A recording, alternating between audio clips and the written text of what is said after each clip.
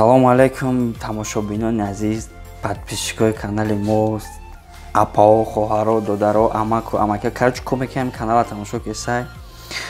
Видеои мо даи рӯз Airpods як баъд 2-3 сол чишида чанқадр гирифта метавонен, мешава харидан, намешава, мисол мегум туна бигирен, нагирен, стои тайли гирифтан ё ки не.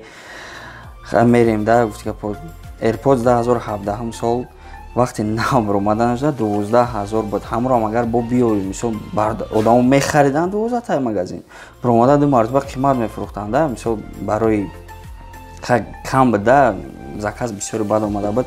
Наушник хела удобне, хела удобне, да хела удобне, функциональне.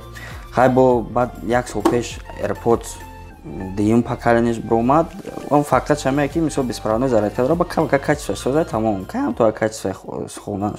Бо Airpods Pro бромад вай он фақат шаме ки се функция дора, шумо подавление агар бидонем ча, и шумо подавление надора, шумо подавление наушникҳои вакуумӣ.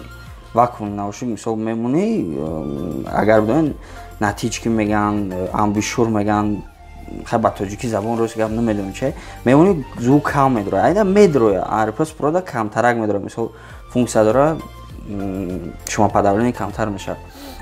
Наушник мо як бародари хай хидӣ бигем да нархи 4000 да омад, метавонед ҳамин нормальни состояние да ҳамин документош хати чизош хати 5 та да бигирен. Зарядаш, ҳамин единствен проблема зарядаш, то што ман жалва мегум да рости ки то што зарядаш камтарак мебарад, че ман заводской гуфтагишон ки мисол як заряд мондан мега ним соат заряд мемони пир мешавад наушник хидаш, ҳол бо кейсаш отдельно наушник хидаш мисол ним соат зарядаш пир шид, тичен 2 соат мебарад. Тем более агар хиники да барори хиники да любой гаджет, любой чи хиники да систарак кор мекунад, чиз хеле ишида намудам ягон дефект пайдо кард, чига тарафи росташ кам то як заряд систарак мебарад. Дахники тем более тарафи то есть тарафи росташ, тарафи чапаш боли мени мебарад, хонада нормально нам 10 соат озод гӯш мекунам. Мемони ним соат бо 2 соат довольно гӯш мекунам. Кейсиш худаш то 4-5 зарядкара ки мебарад, мисол 8 соат чин ҳар заряд. Иҷа мемони мисол зарядаш пурши хичам мекиша. Ина оз индикатор гирон шудагай нишон додиса ки то што мисол заряд рафтаса ки наушникҳо заряд надоранд. Агар сал шавад замин зарядаш пира.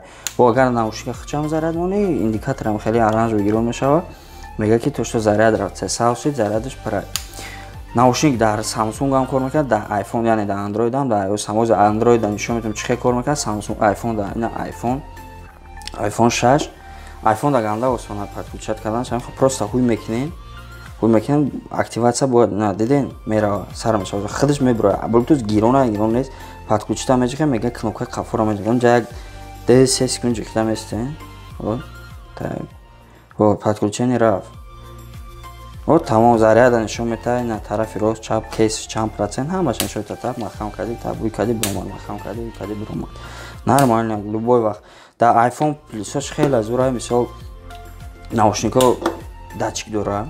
Датчик дора, мисол дар гӯшат монди агар вай мешавад, агар мисол ягон кас файро дод кард, ягон кор кард, тарафи рост фарқ надорад, чапша мегирӣ, музика ман мешавад. Агар мисол бо инҷа дам датчика хеб 2 бор зади, музика хондан асар мекунад. Вай агар як таш гирифта боша, як таш мехона, як таш намехона. iPhone да не ки Samsung да дига ситуация, мисол Samsung ози Samsung адел мефаҳмонам ки Samsung да дига хеле ин функсия ки дар iPhone дора ҳамаш кор намекунад. iPhone ҳам мегирем, iPhone худшон шуда. Мисол одаме ки Samsung дора стои тай гирифтан ҳам наушникҳоро не. iPhone да Samsung да то есть Android да хеле аввал наушникҳоро мемонем. Так. Мо Play Market медроем.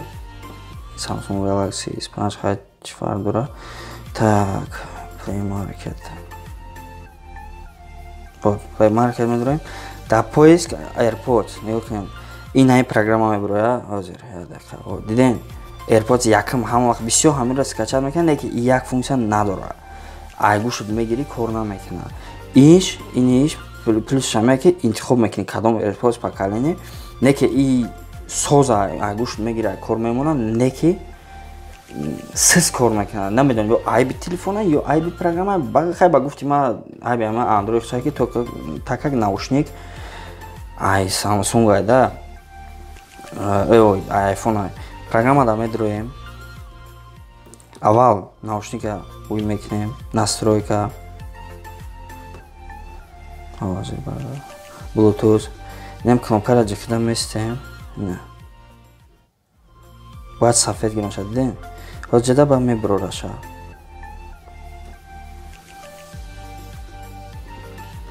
Так, поиск. Овози меброя. Як бор дига поиск кунем айсар.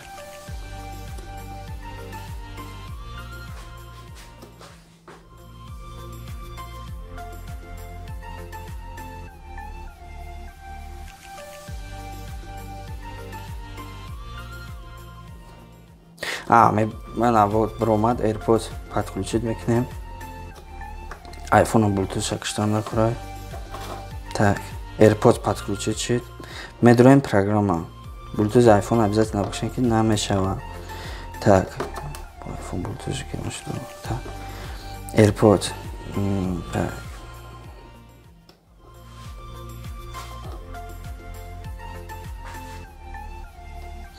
Программа медроем. Разрешить мекунем программаро.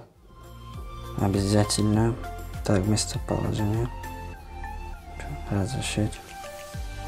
Так, модель AirPods. Хай автономно меброра, ами просто сервис гирон кардан дакура тамом. Назад. Программа боз медроем.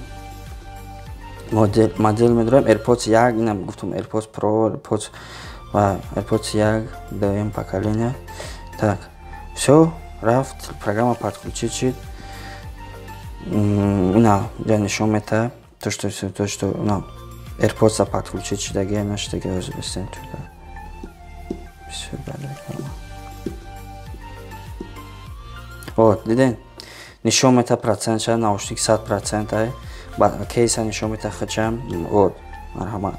Меброри бояд я нишон мета ки якташ то что чиза, вот.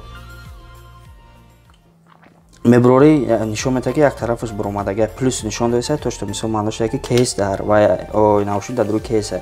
Мисол гирифтем уже сразу дидем тарафи росташ гуфтум камакак зараҷ уже башид 95 шид. Меброрем тамом. Наушника дар гӯшит мемонӣ. Музика сар шид. Вот марҳамат ҳатто хундеса. Наушникҳо нормально, довольно удобно, без кабеля удобно.